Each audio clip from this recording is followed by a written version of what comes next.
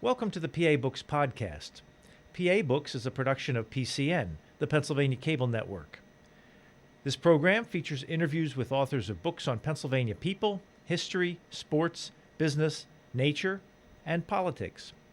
While the focus is always on Pennsylvania, topics like the Revolutionary War, the Battle of Gettysburg, the Industrial Revolution, the coal and steel industries, and authors like John Updike, David McCullough, and John Grogan have a universal appeal. We hope you enjoy this podcast.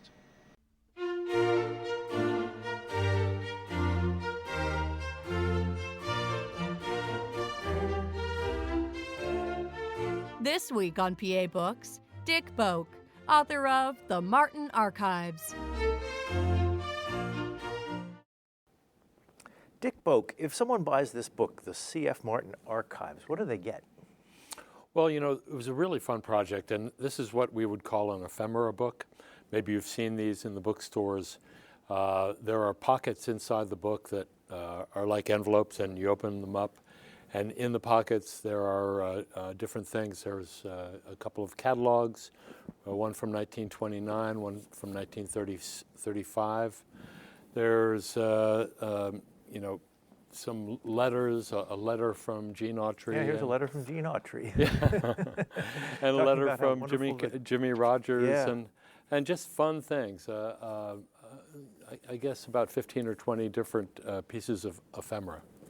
Is there literally an attic at Martin somewhere that you crawl around in and find all this stuff? Well, about 20 years ago, maybe a little more, I was doing research with two authors that came to Martin and wanted to do a thorough book about the history of Martin guitars. And toward the end, they spent a whole week with me going through everything that I had over at the factory. And we were looking at an inventory of things that were tucked away in different places. We didn't have one consolidated place for the archives. And they noticed that there was a notation that there were boxes over in the attic at North Street. And we went over on their last day, and in padlocked door, you go into the old section of the attic, and all the way back at the end, and there's no electricity back there, and we're just working through the light of the window. A bunch of boxes covered in about a half an inch of Brazilian rosewood sawdust. And we opened one of them up, and right on top there was a letter from Mother Maybelle Carter. And these boxes hadn't been opened in, half a century. So a lot of the letters and correspondences were going back to the 1800s, to 1830 and 1840, wrapped in burlap, and we took them out and unpacked them and went through, and that really set the stage for what would happen with the archives in the last couple of decades. You have the Maybelle Carter letter reproduced here, where she writes to the company. I guess she was just starting her career with the Carter family then? Yeah, and she was worried that Mr. Martin didn't know who she was. So she said, she plays with this band called the Carter family. I record on the Victor label, I think she said. Yeah, and was looking into a Hawaiian guitar. Right. So Hawaiian guitars would have had the strings high up off the fingerboard, with the frets ground flat and only there for position, like a pedal steel guitar, played with a slide, and all the rage back then. She was an amazing guitar player. Now, if somebody doesn't know anything about Martin guitars, what should they know? Well, they should know that Martin is the oldest guitar company surviving in the world, that we are the most revered and respected guitar company in the world, that we've been in business since 1833, that we are 6 going on 7 generations of family-owned oversight of the company, that we are known and our guitars are prized for their craftsmanship, their design, but most importantly, their tone. So I think those are the basics. We have a very special heritage, and I feel it's our responsibility to preserve it and extend it. Nazareth, Pennsylvania. Nazareth, PA. The company started originally in New York City. C.F. Martin and his young family came over from Markneukirchen, Germany, which is near the border of the Czech Republic, and settled in New York City in 1833, right near what is now the mouth of the Holland Tunnel. And there's actually a bronze plaque there on the side of the David Yurman building on Hudson Street. They stayed in New York for 6 years. They were very unhappy there, but they were very successful. Mrs. Martin cried at Christmas time and begged to go back to Germany. New York was not a fun place to be.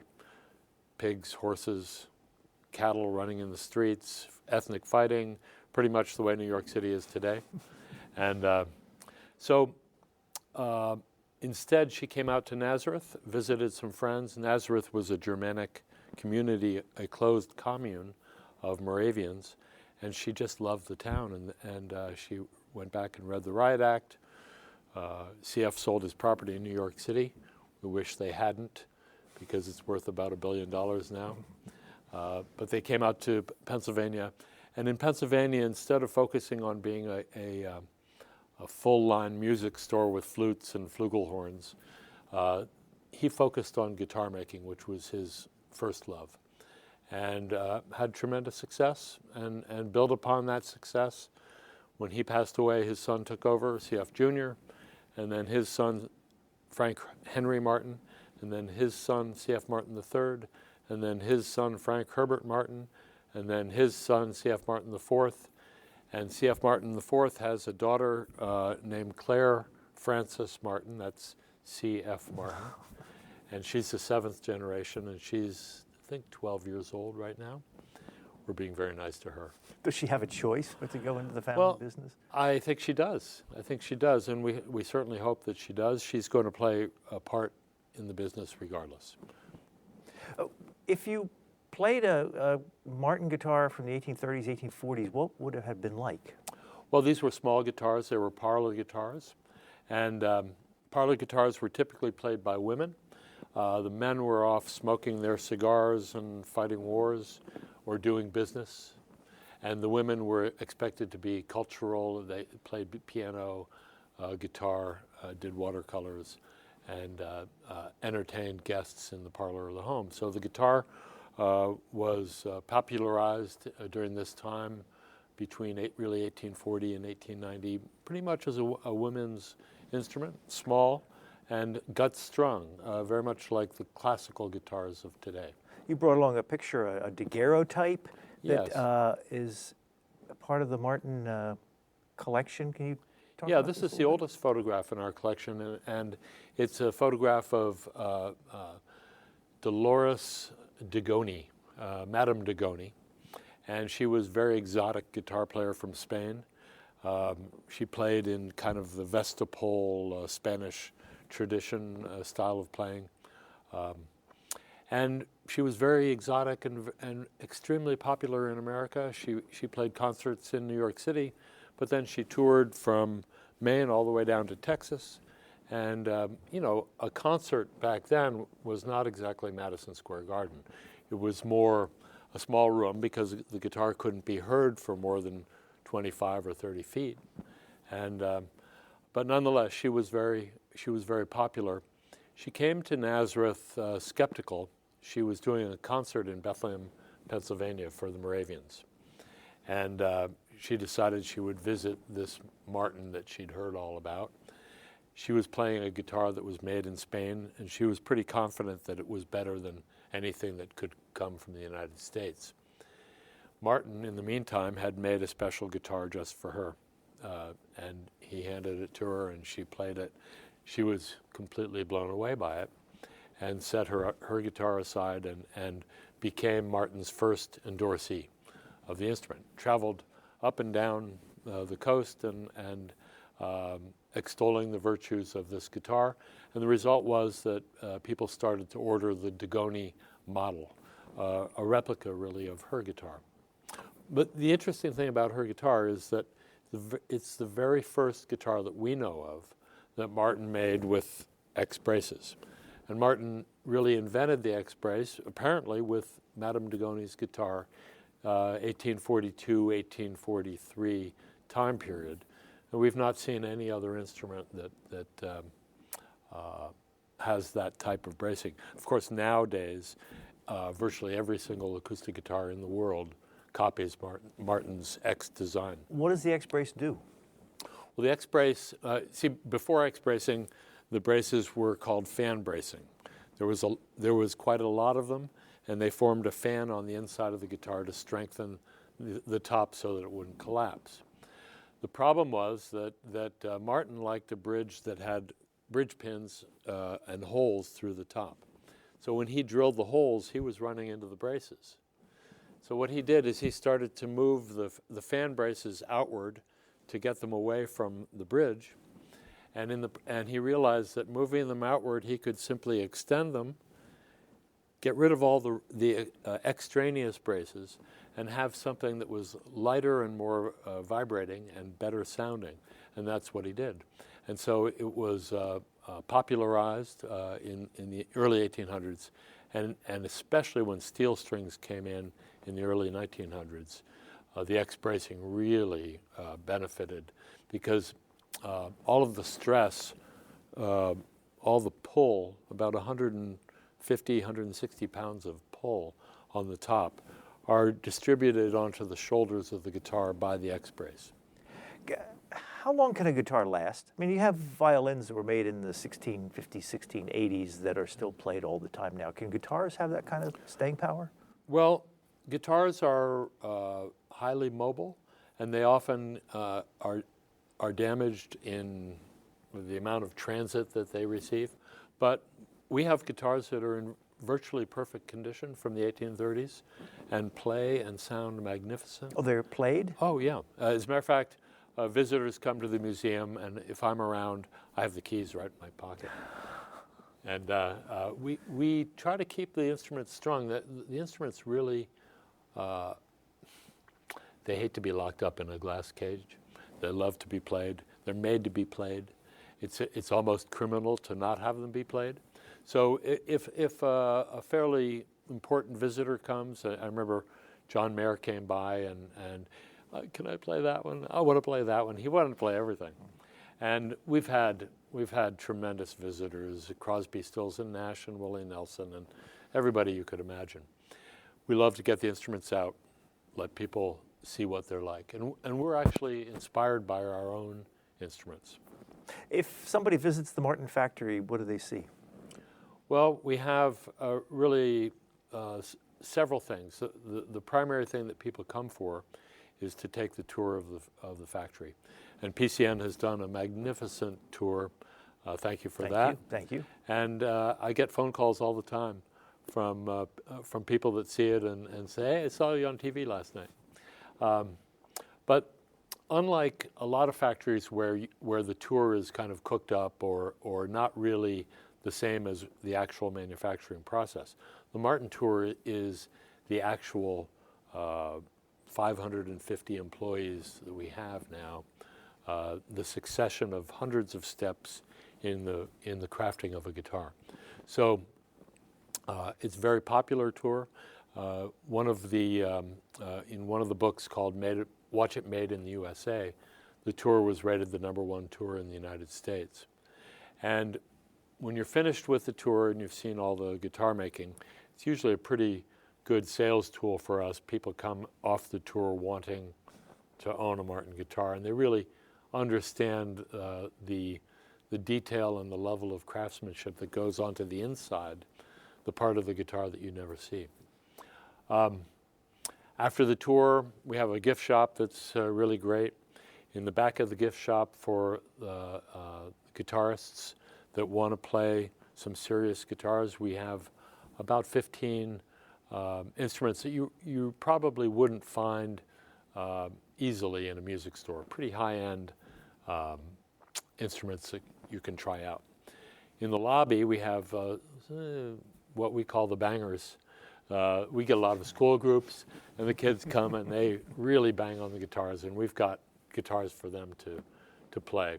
We want people to start young. And then we have the Martin Museum, which is a project really close to my heart. I consider it an extension of the Martin archives. And we have at any given time about 220 guitars on display. That's about 1/5 or 1/6 of our total collection. And we have a tremendous amount of smaller artifacts on display as well with the guitars. And the intent of the museum is to tell the story of Martin guitars from the 1830s all the way up to present day, and how Martin is, I love this word, inextricably interwoven with American culture and history. What's your job with Martin? I've had many jobs at Martin. I've been really lucky to kind of define my jobs, but right now I'm the archivist and historian, and I'm also in charge of the museum. I have a extraneous title of special projects, and this could be considered a special project. I'm involved with exhibitions. I'm not sure if you're aware that Martin was on display at the museum, the Metropolitan Museum of Art in New York City for an entire year. These were the instruments of C.F. Martin Sr. from 1833 up to about 1855. The reason for that exhibit was that Martin is credited with really the invention of the acoustic guitar as we know it today.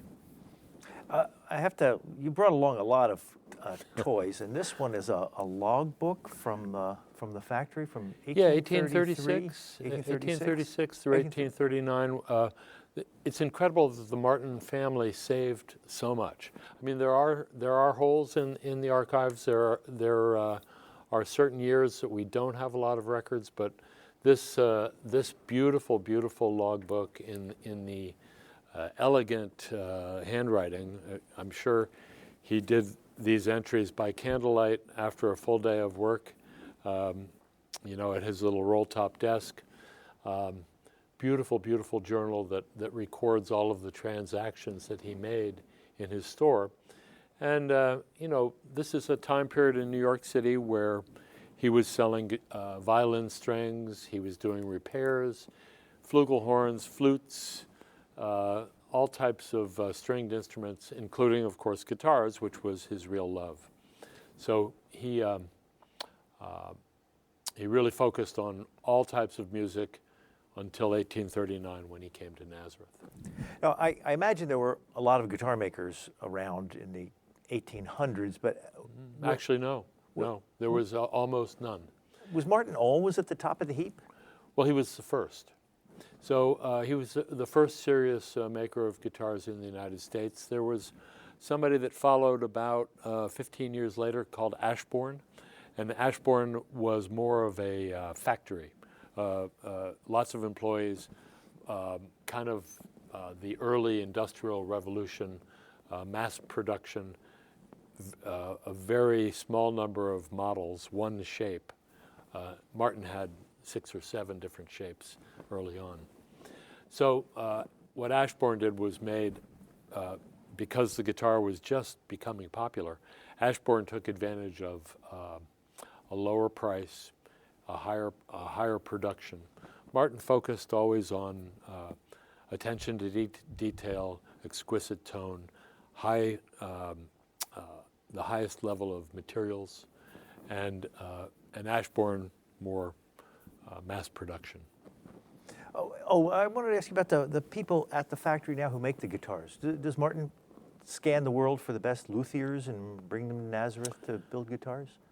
We have a couple of people that have come from the outside, but usually we don't want somebody to bring a preconceived notion of what they think a guitar should be. We want our tradition, our design, which is really evolutionary and very specific. We want to teach people what that is. And usually the way that works is when a new worker comes in, they'll work adjacent to somebody at a bench, the neck fitter or the brace shaper. They'll work adjacent and they'll learn the job over a period of a couple of months until they're completely confident in that job. The other thing that happens is at vacation time, when maybe the brace shaper goes on vacation and somebody comes over from another department and learns the job while they're off. So in that respect, we get a lot of cross-training, and it's very valuable for our employees to learn as many different jobs as possible. What's the trickiest one? What's the one you need the most training to get right?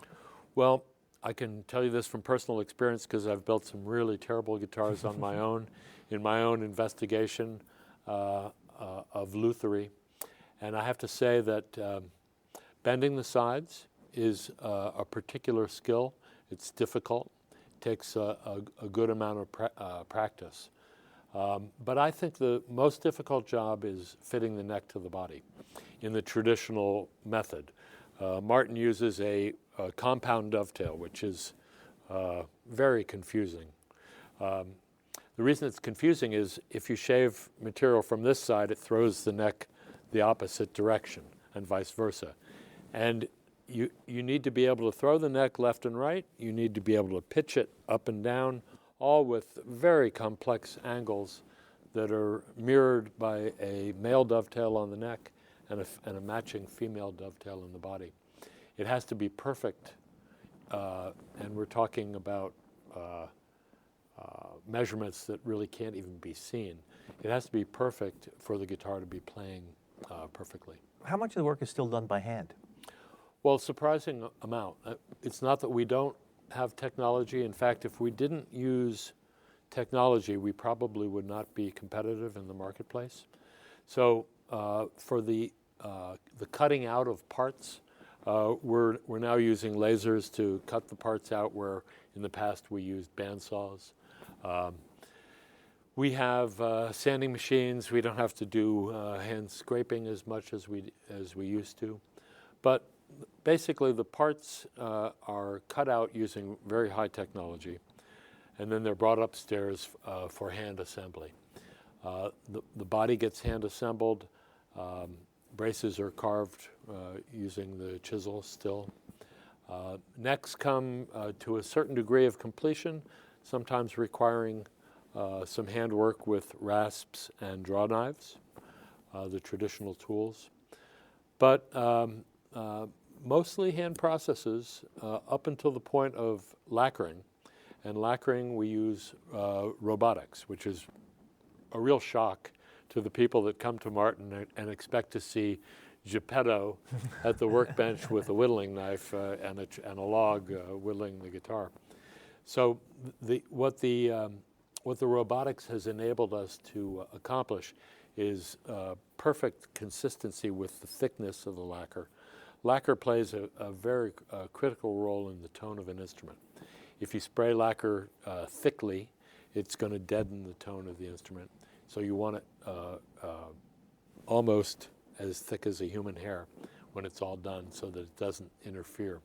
And to accomplish that, having control, the robotic control, where you can adjust the thickness of the film that you're spraying. Do guitars improve with age? Pretty tremendously. And that's not to say that it isn't possible to make a guitar that right off the bat sounds magnificent. The instruments that I'm playing a guitar every day, many guitars, just out of curiosity. How's this one sound? How's this one sound? They sound magnificent. But there's no question that in the first 30 days to 3 months, the lacquer is actually shrinking in size, expelling its solvents, and getting used to vibrating as one with the top and back and sides of the instrument. So there's a significant loss of weight and tonal improvement in the first 3 months. Over the next 3 to 5 years, the guitar really settles in seasonally, shrinking and expanding. The heat comes on in November, the guitar shrinks. The humidity happens in the spring and lasts through the summer. The guitar expands. That expansion and contraction eventually ends up where the guitar adjusts and feels comfortable in its environment. And if it's played it really benefits from being played. The third thing that happens is what we would refer to as torrefaction. It's a fairly new term because it can be done synthetically, but this is where the cellular structure of the wood actually dispenses all the moisture. And I have to be careful with this word, pithy, P-I-T-H-Y. It's the very dry, powdery feel of the wood. And it happens after maybe 30 or 40 years. If you have an old plank of wood in your basement and you scratch it with your fingernail, it comes off as powder. No more moisture. And the result of that is stability and a very dry sound. You told a story once about, I think it was Neil Young, before he played guitar, would put it in a room with loudspeakers playing. Is there anything to that? Actually, his guitar tech, who is nicknamed Grandpa, his guitar tech had a shoulder massager. It's big, almost like a jackhammer with a big rubber tip on it. And he would, before every show, he would go onto the wings or the edges of the bridge and excite it. And there is something to that. You know, I notice I have a guitar that I love. It's an orchestra model, a smaller instrument. If I play it for a couple of minutes, it's almost like the guitar hasn't woken up. But after 15 or 20 minutes of playing and getting used to vibrating again, it does wake up and it starts to really sing. So I think there is some truth to it. I think there's also a little bit of voodoo involved. How many guitars a year does Martin make? Oh boy, I think we're in the vicinity of 130 to 140,000 guitars in a year. Now you have to understand these are all different levels. These are all fancy D45s. There's some very simple guitars. There's some student models and the backpackers and the little Martins that Ed Sheeran plays. And then the standard guitars that you think of and associate with Martin. I guess we should talk a little more about the book. The Martin is distinctive for the logo across the top, the scroll, the CF Martin, and we have two different logos, but the logo started as a decal in 1930.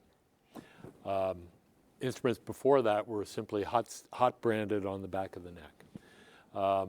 We also introduced the higher priced Style 45 logo, a real expensive CF Martin, and that's on the upper end, the Style 45 instruments. When did they come up with the shape? It has a distinct head shape that no other guitars have. We actually have that trademarked, even though everybody seems to want to copy us anyway. The shape actually we attribute to the island off the coast of, I think, off the coast of Spain called Cadiz. And the shape was more of a paddle, more like this, and gradually Martin brought it in and kind of considered a shaker type of shape. Very simple and practical. We should, again, about the book, I found in here you have a letter written by C.F. Martin III, traveling salesman. So right. They would actually take to the road, and the owner of the company, to sell guitars? Well, you know, in the office there was a secretary. There was C.F.'s father, Frank Henry, and C.F. III, and that was the extent of the office. So in the early days, they had distributors. There was this fellow named Zobisch, one of their German friends. Zobisch was in New York City. He wasn't doing a very good job, and they eventually felt they needed to let him go in the 1890s. At that point, the Martin family took over, and you know, cars were just starting to appear during this time period. And in fact, C.F. III's younger brother Herbert was going to be the salesman. He had He was kind of the cat about town. He was handsome. The women liked him, and he would drive all over New England, and taking orders from all the music stores. And he was slated to be the salesman, but he died of appendicitis in his mid-30s, leaving the business to be run by his father and his brother, CF. And so the letter you're referring to in the book has to do with CF taking over after his brother passed away.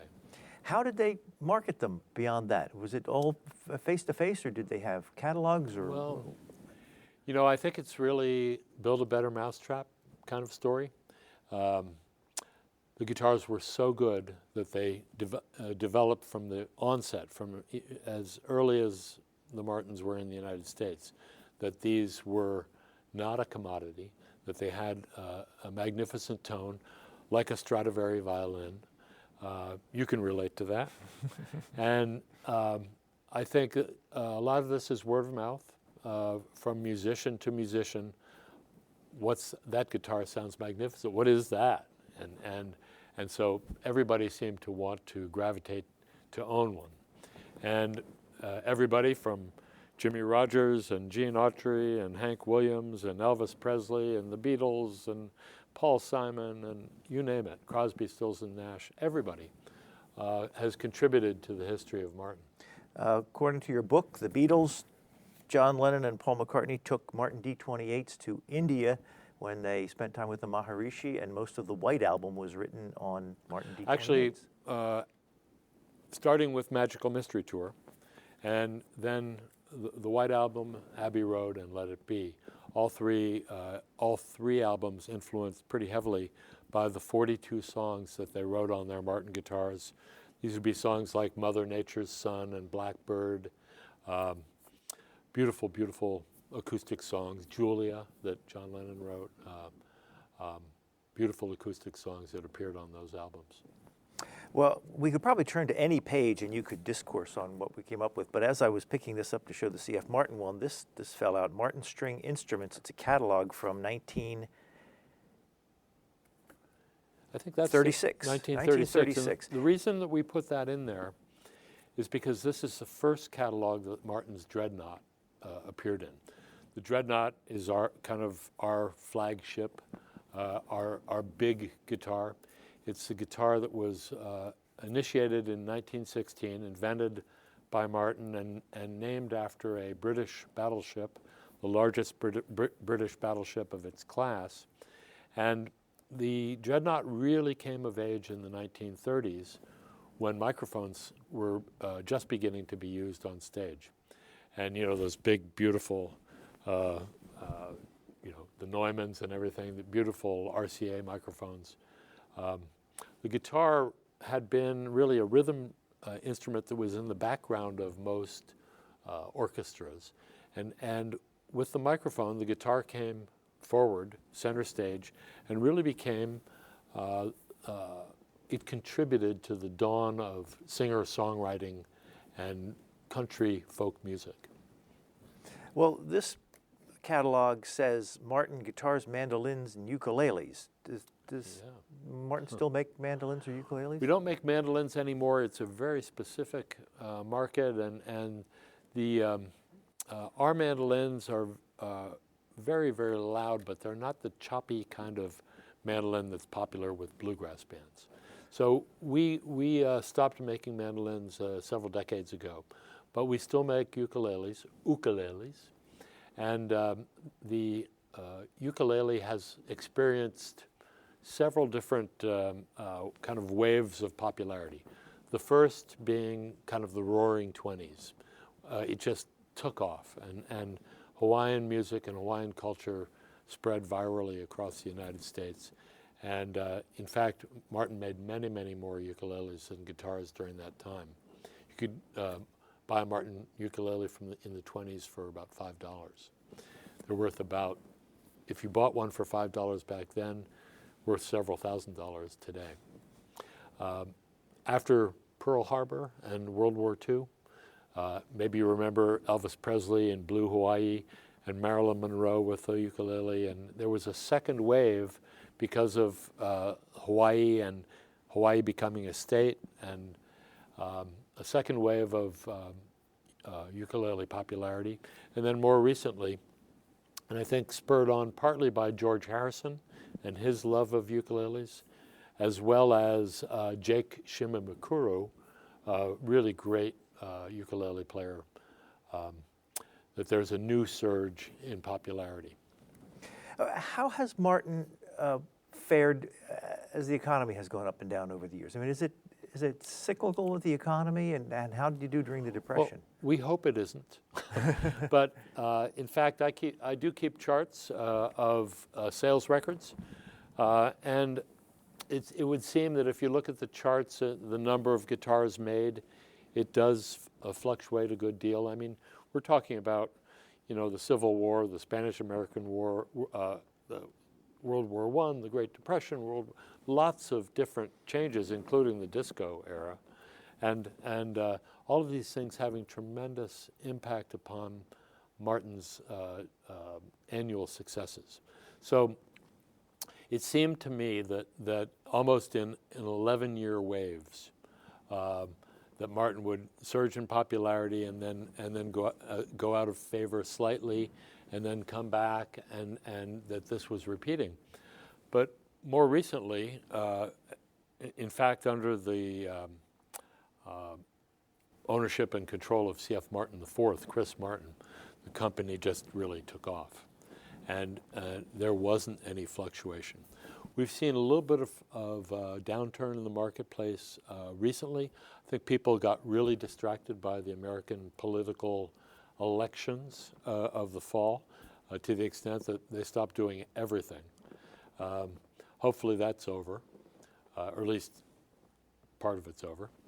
And there's also a shift from brick and mortar music stores towards online. And this is a little difficult for us because we want people to experience a guitar before they buy it by actually hearing it. There's tremendous differences, sometimes subtle, sometimes not so subtle at all. Differences in tone of instruments that really need to be heard, and also in the comfortability, the action, the playability of every specific instrument. So we believe in brick and mortar stores, but clearly the trend is more towards online shopping. So you can buy 3 different Martin D28s and set them side by side that are made at the same time, and they have individual characteristics? They do.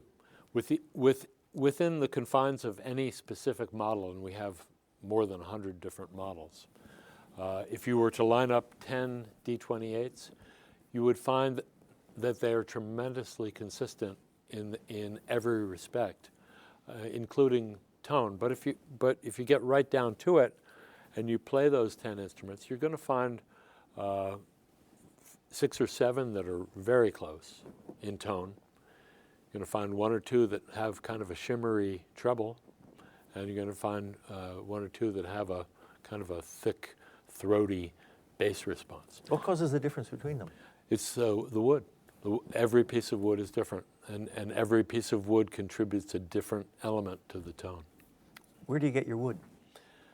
Well, this is becoming more and more of a problem. I'm sure you've heard of the problems with sourcing wood, but we get our wood from all over the world. The rosewood often comes from India, mahogany from South America or Central America, some plantation mahoganies in other different regions. We get ebony from Africa and Ceylon and sometimes India. We get spruce from the Pacific Northwest, but also the Adirondack Mountains of upstate New York. We get spruce from the Italian Alps and from the Carpathian Mountains. We get other types of rosewood from different regions, tropical regions. We get koa wood from Hawaii.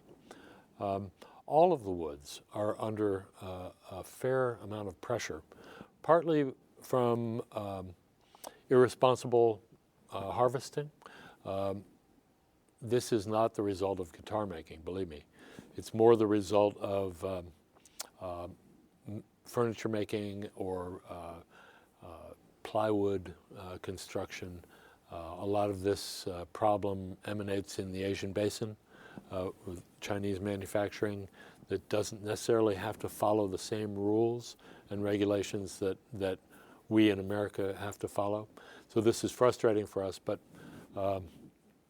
we are always focused on using the best traditional materials as well as experimenting with new and viable tone woods.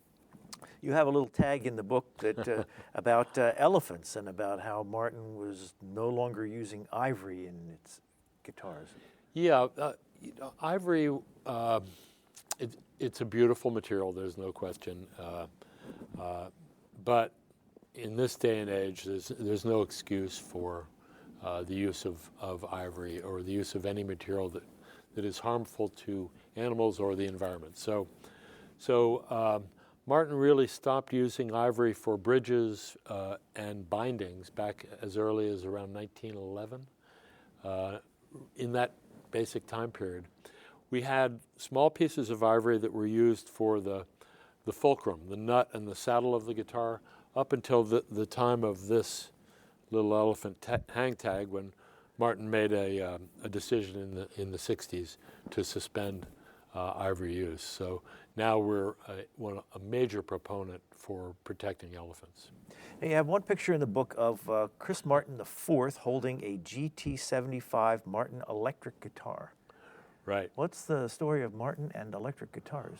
Well, we have quite a history with electric guitars. Back when, really in the 1930s, we started getting inquiries. Hey, do you have anything electric? In fact, there was a fellow named Fred Clay that wanted to have his guitar electrified, and his Martin guitar, and we didn't really have anything. So he went into a small radio and television shop in California, owned by Leo Fender, and Leo Fender took some television parts and put together this huge pickup, cut big holes in the guitar and everything. The very first guitar that Leo Fender ever worked on was a Martin guitar. 4 years later, he started his business. Martin dabbled in electric guitars or trying to amplify guitars. Kurt Cobain of the group Nirvana, on MTV Unplugged, you can see that he's playing a Martin guitar that has two electric guitar pickups on the top. That was done in the 60s. And Martin dabbled at different times in producing semi-hollow body as well as solid body electric guitars, but always with very little success. And we always gave up and went back to what we were good at, which is making flat top steel string guitars. Made banjos for a while? We made the Vega banjos, and we made some banjos back in the 1910, 1920 time period. Once again, very small market like mandolins, and we just needed to focus on what we did best. You have one chapter in here called The Awkward Years, 1970 to 1986, when the company was under the leadership of Frank Martin. Yeah, so Chris Martin's father, he came in at a time when the Kingston Trio and the folk revival, Peter, Paul and Mary, Bob Dylan, the Weavers, acoustic guitars were so popular, and Martin sales were just going through the roof. In fact, during that time, we moved out of our North Street factory and built our new factory just to be able to get rid of a 4-year backlog in guitars. So Frank Martin benefited from this. The sales were tremendous, and his vision of the company was to grow the business by buying up other businesses like Vega Banjo, Fibes Drum Company, Manos Woods Drumsticks, Darko Strings, musical strings, even a veterinarian software company, which had nothing to do with music. So all of these companies were a diversion for Martin guitars, and we really took our eye off the ball. Eventually, all of those businesses, with the exception of our string company, which is now Martin Strings, they were all sold off. And we got back to focusing on steel string guitars. And Frank Martin left the business, moved to Florida, left the business in the control of his father, C.F. III, and his son, C.F. IV, who C.F. IV mentored with his grandfather and really did a good job. C.F. III lived to age 95, was it? 92. 92. 92. And he was, I would call him a preservationist. I knew him quite well because he had fallen and he couldn't drive anymore. So he loved to go to the Lions Club meeting. He was a charter member of the Nazareth Lions Club, and he invited me to join the Lions Club so that I could drive him to the meetings. And this was kind of like driving Miss Daisy. And for me, it was just an incredible experience. In fact, a lot of the stories that CF told me in the car driving to the Lions Club meeting are available to the purchasers of this book online. There's a code number on the inside of each book that enables the book owner to go online and download a speech that C.F. Martin III gave in 1985, a year before he passed away. And it's just a magnificent talk. Have the Martins, the CFs through the years, been guitar players? Well, some of them have, but I'd say most of them, it has not been a priority. The priority has been more with the craft of woodworking or the running of a business. C.F. Martin's wife, C.F. Martin Sr.'s wife, Ottilia, was a pretty good harpist as well as guitar player. And I'm sure that C.F. Martin Sr. was adept enough to be able to assess the tone of the guitars. And that certainly would have been true of any of the Martins. But Chris Martin specifically was pressured so much as a child to take lessons, and he really was pressured too much to the extent that he didn't enjoy it. So I'd say that he's an expert at instrument design and running the business. Was the current Chris Martin part of the company all along? Well, he's, I'm 67 years old. Chris Martin is 5 years younger than I am. And he's been involved ever since he was about 20 years old. He started to come to work during summers, and gradually, he didn't start out high up in the company. He went through a lot of stages. He worked in a music store one summer, worked in the string division, worked in sales, and gradually worked his way up. So pretty much most of his life. And we shouldn't leave out C.F. II, who ran the company, was it for close to 60 years? It was actually, C.F. II actually died in his early 60s, prematurely. It was Frank Henry Martin that ran the company for 60 years. And he started as 22 years old, I believe he was, when his father, C.F. Jr., died.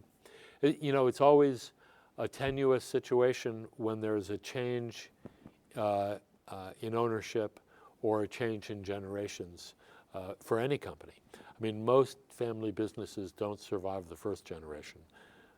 And then if you take the ones that do, most of those don't survive the second. The reason they don't is because there's usually a fragmenting of the business, and it comes from either too many children fighting over the crumbs.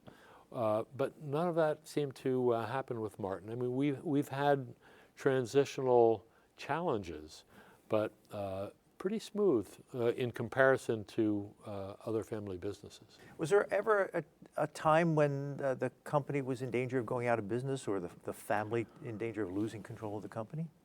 Yes, I started at the company in 1976, and Frank Martin was the president, Chris's father. And during this time period, the business was very good. And like I said, Frank was acquiring all these different companies. He was also involved with sports teams, and he had a racing car. And I think the perception was that that he was benefiting more than the employees were. And the result was that the workers formed a union and went on strike in the late 1970s. And the strike was very painful to the company. Production fell to an amazingly low point and almost brought the company to its knees. Fortunately, the workers resigned from the union. Business came back. Chris's father, Frank, eventually left the business. And from the moment that Chris Martin took over, things really started to improve on so many different levels. As you were talking, I was flipping through the book and came across one, 1928, where there is Babe Ruth playing a Martin guitar. Yeah, and you know, if you look at the chord that he's playing, I'm not sure that that's a real chord. Not a real chord. But the story there is that they were doing fundraising for Al Smith, who was running for president, I think. Against Herbert Hoover. That's right. So they were all supporters of Al Smith, and they got the entire Yankees team to sign this little 0021 Martin guitar. And that's Lou Gehrig standing next to Babe. And that guitar is very, very valuable, and we don't actually know where it is. It sold at auction about a decade ago, and it's missing in action. Part of some collection. Is there a holy grail of Martin guitars out there that you'd love to find? Well, we found them all, pretty much. I mean, for our museum, and this is another accolade that I can bestow upon Chris Martin, that he really was terrific in investing in filling the holes in our museum collection. There are specific models. You've just flipped to one, which is the D45, the top of our line. It's considered the holy grail of acoustic guitars. There was only 91 made, and they're not all accounted for. But that guitar would have sold in the 1930s or early 1940s for about $250. And in the marketplace today, you'd be lucky to find one for $250,000. The one that Eric Clapton played on the MTV Unplugged concert has some renown. Well, certainly the fact that any great musician played a guitar contributes a great deal to its value. But Eric's guitar was a 1939 0028. Actually, I'm sorry, he had several. A 1939 0042, fairly fancy model, but not top of the line, but almost top of the line. And Eric's guitar, when he was raising money for his Crossroads Center in Antigua, he put that guitar into the auction, and it brought, I think, $970,000, which is about $960,000 more than what it would be back in 1939. You know, maybe $100 back then. We talked a little bit about some of the people who have played Martin guitars, about the Beatles and Eric Clapton and Maybelle Carter. You have a picture in here of Lester Flatt and Earl Scruggs fame. Who else springs to mind that would be everyday names that are Martin guitar players? Who doesn't? I mean, it's almost difficult to find somebody that doesn't. You know, I love Bruce Springsteen, and for the better part of 20 years, Bruce was inseparable from his Martin guitar. Jim Croce, Hank Williams, of course Elvis Presley, the Kingston Trio, Pete Seeger, Doc Watson. Andy Griffith. You know, we all grew up watching the Andy Griffith show, and Andy would play "You Get a Line, I Get a Pull, Honey," and that's always with the Martin D18. So where do you go from here, in both in business and technology? Well, I think the next couple of decades are going to be challenge with respect to the tone woods. And as I said, that's one of the reasons why we've experimented and done our homework identifying alternative woods that are, in many cases, FSC certified woods, Forest Stewardship Council. There are woods in Pennsylvania. Cherry is a reasonable wood for guitar making, and we have some of the best stands of cherry anywhere in the United States, right here in northwestern Pennsylvania. There's a lot of spruce that grows up in upstate New York and into southern Canada that is very viable. Some spruce down in the Appalachian Mountains of the Carolinas and Kentucky. There's really two traditional tone woods, mahogany and rosewood. Mahogany is very light in weight and contributes to a treble response in a guitar. Rosewood is heavier in weight and contributes more to a rich, resonant, warm bass response. So you've got heavy versus light, and there's a ton of wood. Virtually all the other species of wood fall between them. So there's tremendous viability with many different species, and we've built guitars out of almost all of them. And with special attention to detail and thicknessing and using the right piece of wood for the right part of the guitar, it's possible to make great instruments. And that's what we're going to be doing for many generations to come. The last picture in your book is about the Martin guitar that was played on the space shuttle. Well, how'd you arrange that? Actually, I got a phone call from the astronaut, and his name was Pierre Thuet, and this was 1994. He was going up on a space shuttle, I think STS 64, I think it was, and the Columbia. And he played in a band in Houston, Texas. I think the band was called Quantum Force. And he wanted to be the first astronaut to play guitar in outer space. And we loved the idea. He sent us dimensions of the compartment on board the shuttle that was, each astronaut was allowed a small compartment of personal effects. And the compartment was so small that we didn't have any instrument that would fit in it. So working with Bob McNally, who is the inventor of the backpacker guitar, that's the little travel guitar that looks like Gumby. And Bob collaborated with Martin and built two of these little space guitars, one of which we flew down to Houston and watched the flight. Off they went. It was very emotional to see the space shuttle be launched. Beautiful, beautiful golden plume. And so he's up there with this little guitar floating spaceless, weightless, and playing the instrument.